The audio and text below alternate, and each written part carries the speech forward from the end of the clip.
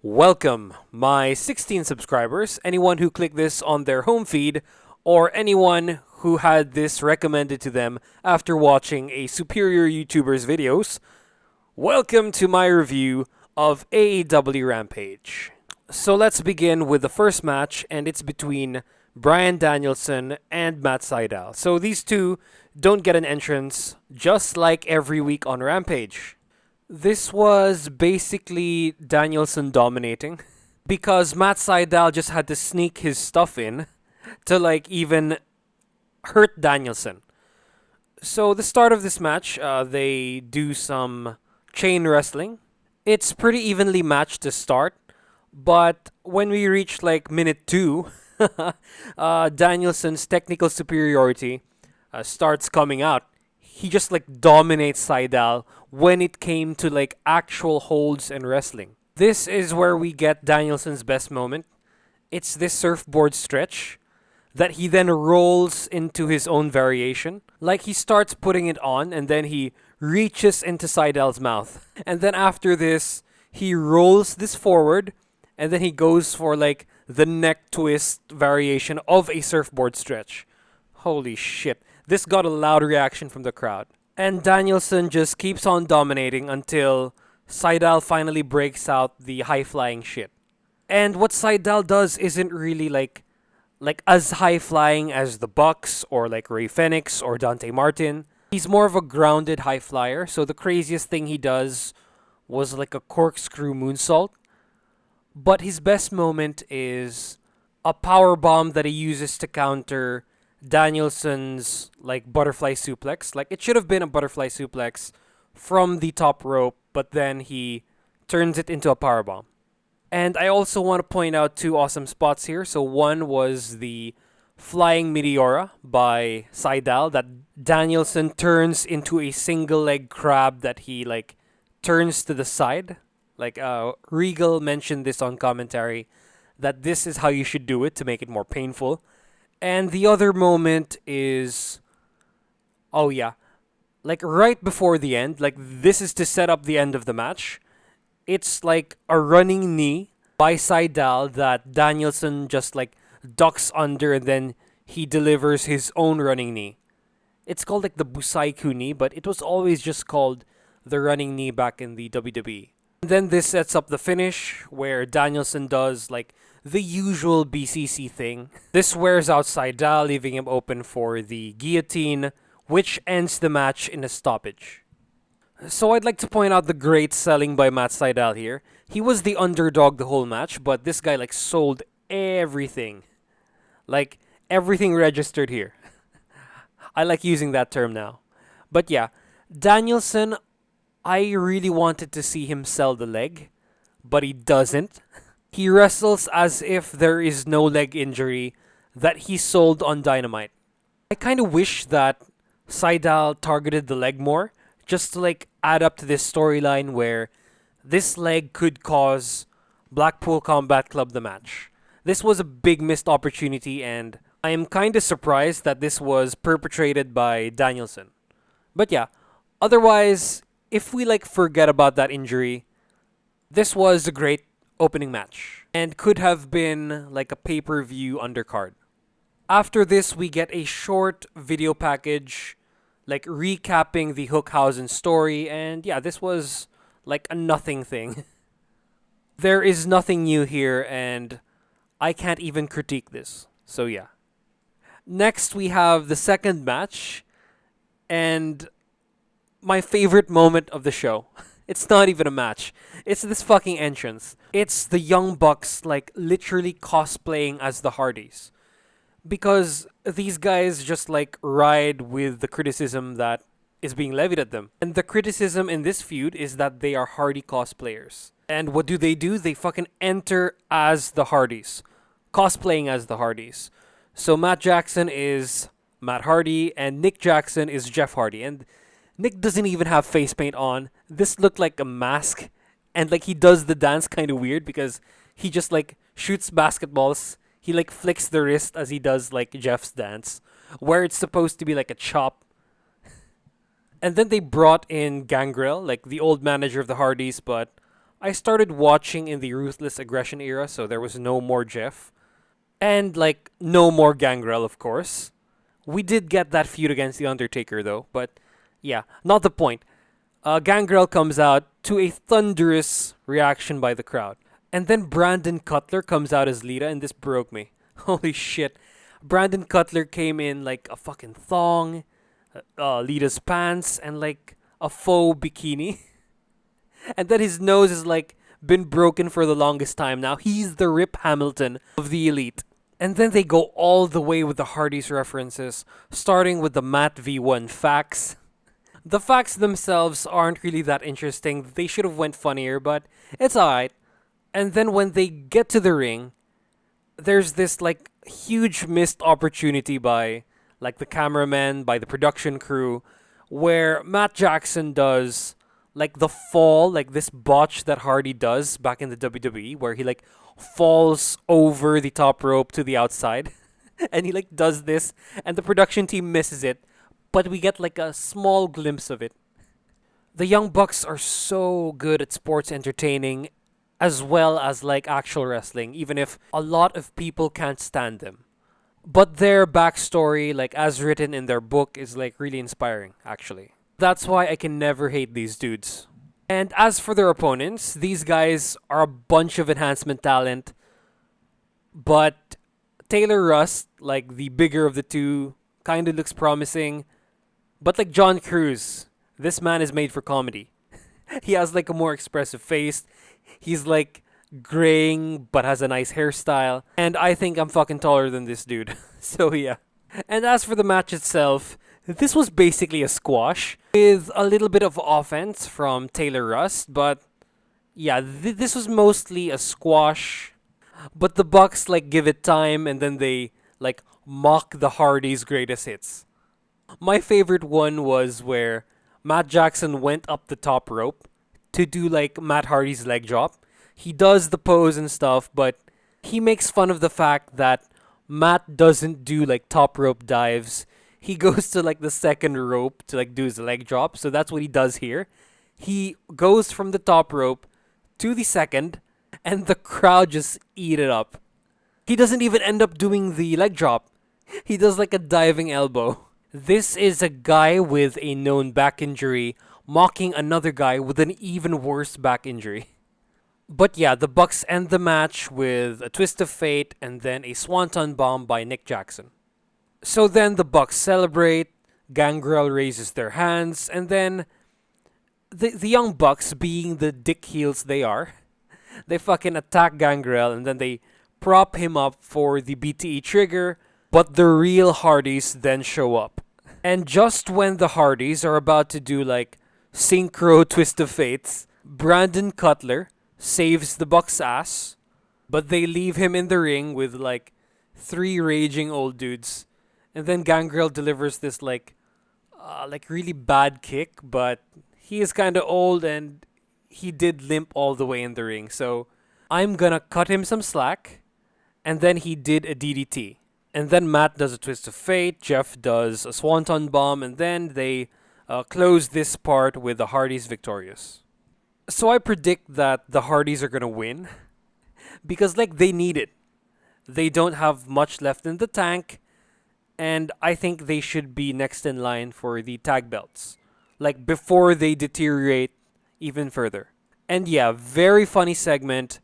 This should have been on Dynamite, and this is going to go down as one of the best AEW segments ever. This is followed by a promo by Darby Allin to set up like his newly made match against Kyle O'Reilly. And in story, this makes sense since they've been feuding against each other. Kyle is the one who took out Sting, and I was kind of surprised why there wasn't a match like this like to begin with. Like, this was supposed to be like announced earlier for me, but yeah, we get this just because the Celtics and the Bulls have a game 7. So yeah, nice like edgy promo by Darby Allin. He is his usual emo self, and he just wants revenge for what Kyle did to his father. So match number 3 is Max Caster versus Dante Martin, and again, This was more about the entrance than the match, but this time it's like not on purpose. So Dante doesn't get an entrance, and then Max Caster does his rap. This one here was like average. He does reference Darius Martin, Dante's injured brother, and the funny part comes after the rap. And it's when the Ass Boys, like first Austin, he grabs the mic from Max, and then he tries to do like what Anthony Bowens does, like yelling the name of the town and saying, "The acclaimed has arrived!" But like he completely fails. He says Los Angeles, which is the wrong Los. And then Colton grabs the mic, he says the same thing, but I would have preferred another city with like Las or Los in the name. They could have just gone Los Santos and no one would have cared. And the AEW audience will probably get it. So after this, pissed off, Anthony Bowens takes the mic and then he gets it right. But before the camera leaves him, he's reacting to his teammate getting attacked by Dante. I can't really express how nice of a comedic timing this is. You're just gonna have to watch it yourself. Then before the match starts, Billy Gunn attacks Dante. He throws him back in the ring, like before the bell rings, so this didn't cause a DQ, which, looking at the quality of the match that comes after, it should have been. I don't think this was even planned, but nice job by production. They continue with the character work of Billy Gunn favoring the acclaimed more. He gives Max Caster a hug, and then he just like leaves his children, his like real kids on the floor. And then the match starts, sadly. And the match itself was so boring. It also didn't help that the crowd didn't respond to anything. Like unless they like did a crowd pump up, like they asked for it. But no, like this match was like so boring. There was like some working on the legs of Dante, but he doesn't sell this like on offense. And then this was just like poorly constructed, really boring. It didn't move to like a second gear. This was like a nothing match, and I won't even talk about it. After this, we get a video package hyping up the match to the men's Owen, like the finals between Joe and Adam Cole, and this was basically nothing. Again, just a video package to remind the fans what's happening. After this, we get the presentation of the new TNT title. So this starts off with Dan Lambert cutting like a somewhat offensive promo, but to me, to someone who doesn't live in America, it's kind of alright. It's okay. And to be fair, I mean, it's kind of true. It's kind of a real criticism on like wrestling fans. Or that's what I'm seeing online. Like that's how everyone in the community describes the people they hate. So yeah, fuck it. And the title itself does look very good. It's Lakers themed, so the strap is gold, while the ribbon that says champion is purple, and then the side plates have 8 and 24 as a tribute to Kobe Bryant. And this is kind of a babyface title if you want to evoke the legend himself, Kobe Bryant. But yeah, I mean, it's all right. He's from Los Angeles. He's probably going to get cheered there. He's not going to be like healing up on his hometown. And after the presentation, we get like a video feed of what Frankie, Sammy, and Tay are up to. Frankie still hates both of them. He's still like the babyface. Sammy and Tay are still heels to me, and I'm guessing a majority of the crowd. But they like break and enter into the American Top Team headquarters. They harass this front desk lady. They throw away her phone, and then they destroy Dan Lambert's like a glass cases where he keeps his like replica belts, and then they steal all of them. The three are actually smart for like attacking at night, where there are no like students or like fighters there because they're gonna get destroyed. Like just an entire gym full of MMA fighters are gonna destroy these three. Like they won't even give them a chance to enter. But yeah, like smart move by attacking this at night, where only like a front desk lady is standing between you and Dan Lambert's collection. And it's crazy how Dan agreed to this. He agreed to like have the stands get destroyed. Khan is probably paying him for this. Who knows? And then Scorp agrees to a mixed six-man tag team match that like the three have been demanding. With the stipulation of if Men of the Year win, if Men of the Year / American Top Team win, Sammy won't be allowed to challenge for the title ever again. And I'm kind of scared. I think Sammy's gonna win. But they should like end the feud. Scorp needs to win. And if somehow Sammy wins back that new title belt that's like Lakers themed, I'm gonna like not even gonna review their segments ever again. I'm not gonna acknowledge their existence. The TNT title would be nothing. And maybe I'll just like talk about some movies in place of their segments. So this whole thing isn't detracting to everything. So this is the first segment that does not make this feud worse. It just sort of brings it back to being watchable again. But not really average. It's still below average. Just end this whole thing, Tony Khan. Please. I'm asking every fucking week. So let's move on. And then after this, we get the customary Mark Henry interview where he says it's the main event thing between Kris Statlander and Ruby Soho. And this might have been the best promo back and forth between two women's wrestlers in AEW ever. Because Ruby Soho is, like, as usual, very good at her promos. She's a great actress, and I think she used to do, like, musicals or, like, plays. I forgot. But yeah, she's a multi-talented lady. And then Kris Statlander here surprised me because last week against Red Velvet, she was really bad. I mean, she was like nothing. Red Velvet, who isn't the best at promos herself, like dominated the shit out of that promo battle. But for this one, Kris Statlander brought the fire.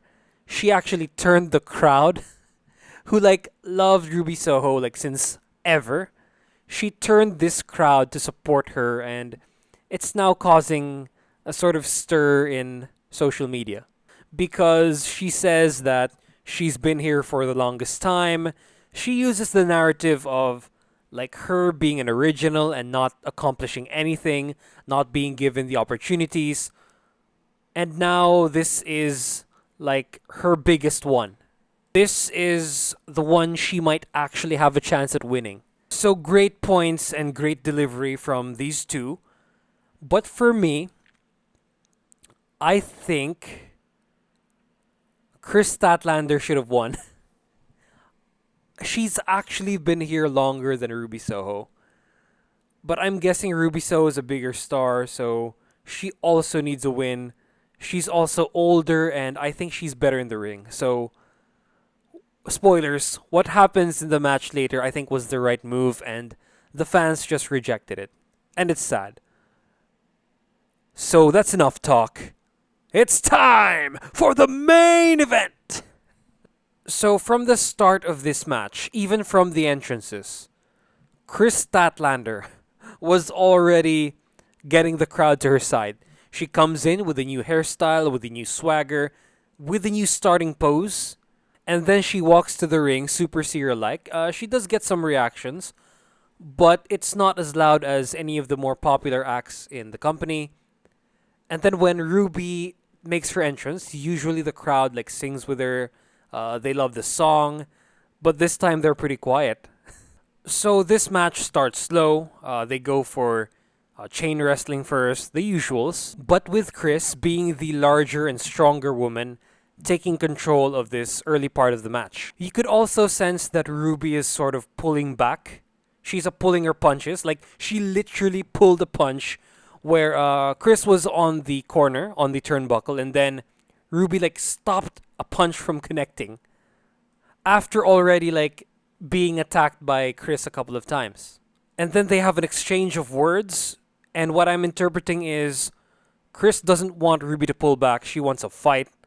And so, like, Ruby agrees by nodding her head. And I can't really hear what they're saying, but that's the impression I'm getting. And then Ruby's hesitation breaks for the first time. She kicks Kris on the left leg, the injured left leg, and then this staggers her. But Kris answers back with a huge lariat that is sold by Ruby as best as she can. But if this was like a Japanese match, this lariat would have made Ruby flip. And then we go to picture in picture, but not for me since I'm watching on Fight. And then I like how she does like this delayed suplex for like 10 seconds or more. And then I like how the commentators talk about like how Ruby's studs are like cheating. They're like a foreign object because Ruby has like studs on her like boots. But Taz then buries Bryce Remsburg. And then they start naming people that work in the company. I don't know if these people are real. It's just some random first names. And after this, there's some more storytelling. Now we get the shoulder. Now we get the rest of like Red Velvet scouting report. So Kris does like a body slam on Ruby and then she starts favoring her shoulder. Then a couple of more moves happen, but Kris isn't selling the shoulder like all the time. I'm putting this down to her pain threshold not being reached. But when she hits the turnbuckle with her shoulder, like the left shoulder, she starts selling this like all throughout. And then we get this sort of botch for me. It's a botch because Kris sells the wrong shoulder. She goes for the military press slam, but her right shoulder gives out and not the left. She manages to extend fully the left. And I think that's kind of dumb. The left shoulder should have been the one to give out. I think she forgot which one to sell, but if you don't think about it, this will look like good storytelling to you. But like she sells the wrong shoulder. And then they end up outside because Ruby hits the no feature on Kris. And then Ruby's best moment happens where she does a Hurricane Rana from the apron to Kris on the floor to the floor. Shit, that was confusing. But yeah, when they get back in, Ruby now consistently works on the shoulder. Like she has to win it now, so she has to go for Red Velvet's advice. She has to take advantage of her friend's injury. And then we get Kris Statlander's best moment of the match. And it's sort of also the spot of the match. It's more of a sequence again. It's the rolling German suplex that Kris Statlander does, which gets the loudest reaction, followed by like a Michinoku driver and then a pin. But Ruby kicks out. And you could hear the disapproval from the crowd.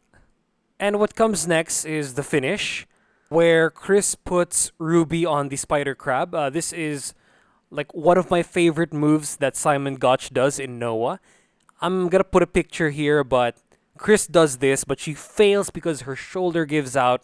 And then Ruby takes advantage of this. She like kicks and kicks and kicks the left shoulder until Kris releases the hold, and then small package by Ruby for the win. And then the crowd boo her. And Kris just rolls out of the ring. It's so sad. And then Britt comes out with a mic, but she doesn't talk at all. The promo after is all Ruby. She like apologizes that she took advantage of her friend's injury. And then she like threatens Britt. And yeah, the fans were booing. Clearly at Ruby and clearly at the decision. But you could like spin this in a way that they're booing Britt instead. And then thankfully Ruby does manage to like turn the crowd, but this is like right before broadcasts cuts off, and I'm guessing a lot of the fans didn't catch this, but this is how the show closes.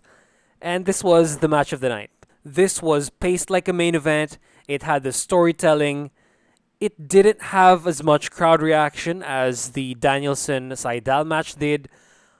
Like the whole way, like a sustained reaction. But the ladies did manage to get loud reactions by the end. Even if it was booing and disappointment for Ruby. Kris was just so good that she turned a babyface heel. Shit. I hope they don't turn Ruby heel because she works better as a babyface. She's a lot more believable as one, and her heel work in the WWE was just not as good. But the right person won this match. She's probably gonna get her win back from Britt, at the pay-per-view, but you just don't know because Britt is like top one in the division. And I think if Ruby wins against her, she's gonna be like right up there in the top four. And honestly, I think Kris is like top two now. So that's Britt, Kris, Ruby, and then Sheeta. Because Tony Storm just lost a lot of cred from the match on Dynamite. And like she lost the match too, so minus points there. So yeah, overall, this was a really good show. We had a nice balance of good wrestling and very sports entertaining moments that were entertaining for a change. So, match of the night is the main event, and the worst match of the night is Dante Martin versus Max Caster. But that entrance was like something else. The most entertaining moment was the Young Bucks cosplaying as the Hardys. Like, it's not even close. It's the best, like, sports entertaining moment in the entire show. And I'm expecting a rise in the ratings, mainly because it's a go home show, and also because this one happened live. And I think, like, the general quality of this show was, like, a whole lot better than last week's Rampage, but not as good as when Takeshita debuted. And so that is the end of the review. Please like, comment, and subscribe for engagement. Please share if you don't know me, and hit that bell notification for future videos. Bye-bye.